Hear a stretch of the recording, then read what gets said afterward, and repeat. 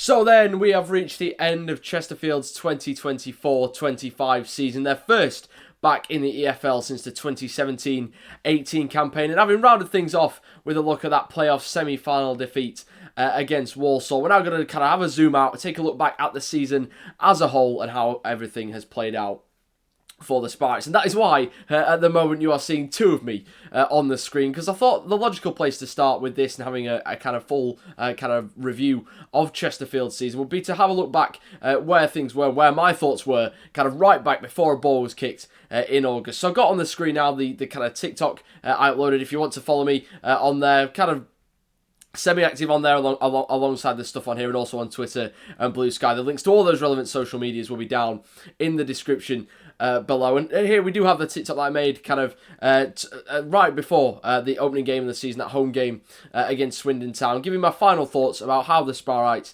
were shaping up and kind of where I expected them to be going into this campaign. So we're going to take a look back at it now, because I think it is an interesting place to start, because it kind of shows where things were before things started, and also shows that I'm not kind of artificially adjusting my expectations and kind of thoughts, etc.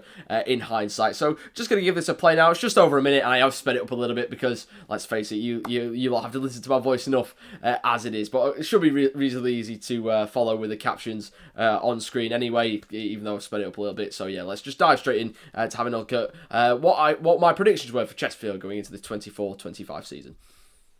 In parts 1 and 2 of our preview of Chesterfield's 24-25 season, we had a look at the signings the Spireites supported over the summer and how they might slot into Paul Cook's squad. And now in today's third and final part, we're going to have some final thoughts and some predictions on the eve of the new EFL season. And obviously one thing to immediately acknowledge is it is difficult to predict how a newly promoted team is going to get on in their new division. This is a new challenge for this Chesterfield team and some of its players as well. But I think what's immediately encouraging is the balance within this Chesterfield squad. There's a nice balance of profiles in terms of the players that Paul Cook will want to fit within his 4-2-3-1 system, and a nice balance of the experience levels as well. You've got your experienced pros like Shea Dumpley and Tom Naylor that played right at the top of the EFL in the Championship, League 1, etc. And then you're kind of younger players with some real potential like Armando Dobra, James Berry, Kane Drummond and the like.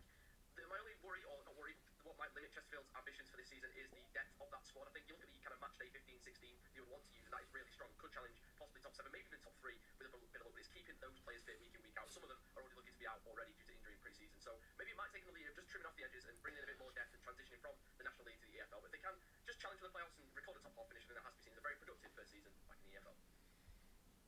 So there we are then. Those were my thoughts ahead of the season. Finish in the top half, potentially challenge for the top 7, and that would be a successful season for Chesterfield. And overall, that wasn't really too far off in terms of the kind of overall finish for Chesterfield. They were in and around that kind of top half for most of the season, then of course did just sneak into the top 7 on the final day of the season with that win away at Accrington Stanley. So overall, not a massive amount off there in terms of my kind of before the season prediction, if you like. And of course, it's worth pointing out that those were just my thoughts. Other people, whether they were Chesterfield fans or neutrals or whatever, may have had them a little bit higher, a little bit lower. I know the bookies, for example, installed Chesterfield as very early favourites after they were promoted from the National League into League 2 for the League 2 title.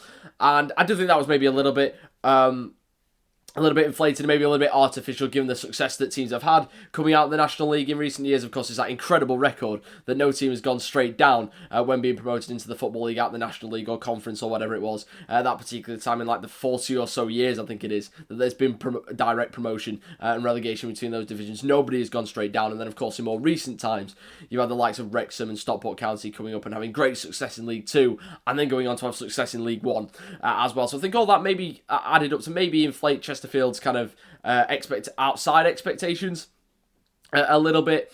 But yeah, overall, I think, given the fact that those were my expectations going into the season, I think you'd have to say it's been a pretty solid effort from Chesterfield.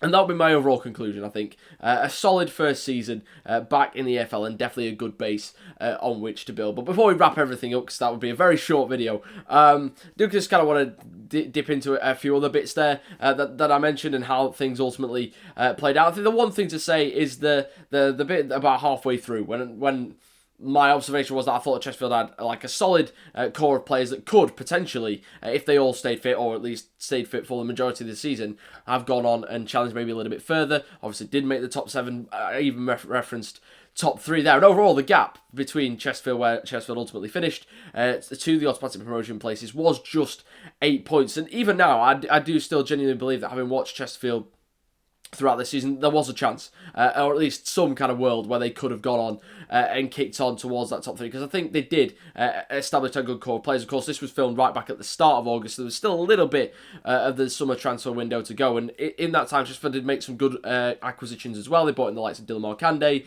and Jensen Metcalf on loan a little bit. After that, they bought in John Fleck on a permanent deal.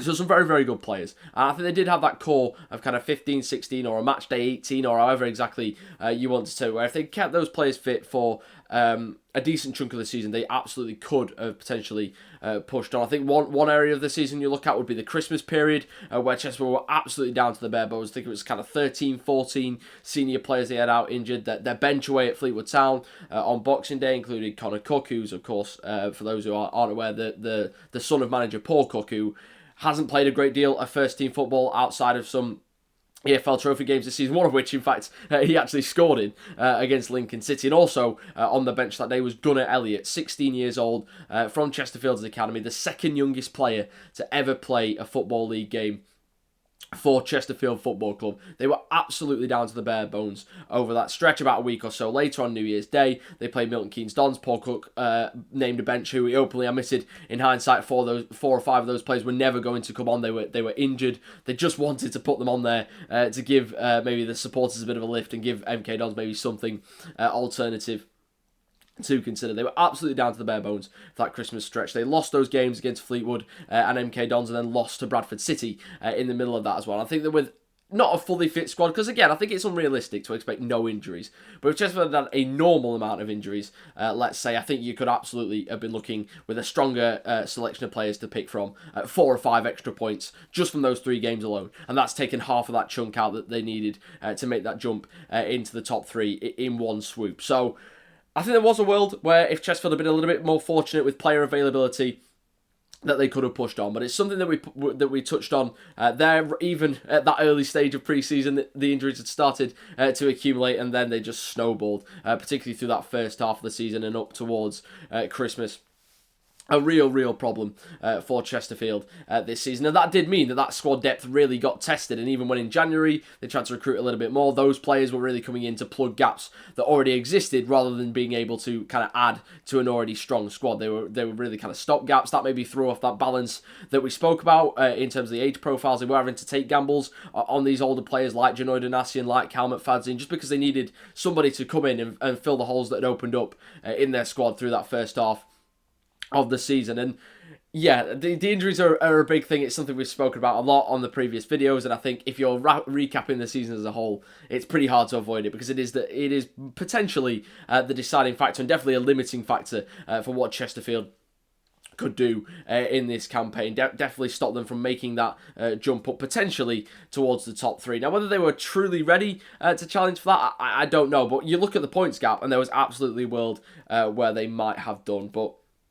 wasn't to be. A lot of injuries, and like I say, that really stopped them from keeping together that kind of core group of players. Because if you look through it, there definitely was kind of I think a world where they had the players on their books available. They just couldn't get them all out onto the pitch at the same time. Then a couple departed for other reasons. Of course, Dylan Markande recalled by Blackburn Rovers, probably the player of the season for the first half of the season for Chesterfield, recalled by Blackburn Rovers and then sent back out on loan, of course, into League One with Leyton Orient. James Berry, who had a bit of a kind of mixed first half of the season, but definitely at his best was a really impactful player and definitely came off the bench and was a massive asset for Chesterfield to have in their squad, and particularly again at a time when they didn't have a massive squad of players available to them. He was such a kind of useful weapon to have, particularly off the bench. He departed to go into League One as well with Wycombe Wanderers. So overall, Chesterfield just not able to keep that core group of players together to push on that little bit further. But having said that, I think, and with that acknowledged, that really reinforces the view. This has been a positive season because they've exceeded my personal expectations probably by just a little bit. even with all these obstacles in their place. And the fact that they've exceeded expectations, there's still a frustration and a feeling that they could have achieved even a little bit more. On top of that, I think it shows that this was a very good first season back in the EFL. It's a good place for them to be. And now, as we spoke about at the end of that preview that we watched right back at the start of this video, the key is now to enter phase 2 of their transition from a National League team into a League 2 team. As we say, maybe kind of trim off the edges of their squad a little bit, really pack out the squad so that hopefully they get a little bit of the rub of the green this year. The things kind of swing back the other way when it comes to injuries, and they have that squad of players available to really attack the season. If they do get injuries here and there, they have got the depth to deal with it. And the goal, you would imagine, having posted a very good and a very solid finish in their first season back in the Football League, the goal will surely now be to be targeting promotion. Probably, you would imagine, automatic promotion to League One next season. And as we say, kind of entering that next stage of their evolution as a football club. And one kind of big thing with that will be the retain list, which is due out kind of any day now, really. As I started recording, it hadn't dropped, but that could very well have changed by the time I get this video out, because it is expected kind of any time now. Really, that will be big. It will show kind of how ruthless Chesterfield have been in terms of letting maybe some of those more fringe players go, to free up and give them the ability to really aggressively attack this summer window with no real concern over maybe financially, or if not financially, at least the kind of restrictions of kind of the EFL squad list and things like that, which of course you're always having to try and navigate. And of course, as soon as that retain list drops, we'll hopefully have something out. I will probably give some initial reaction on Twitter as soon as it comes out. So again, if you want to follow me on all my other various social medias, links will be down in the description. Then of course I have a video out kind of looking at where Chesterfield are and looking at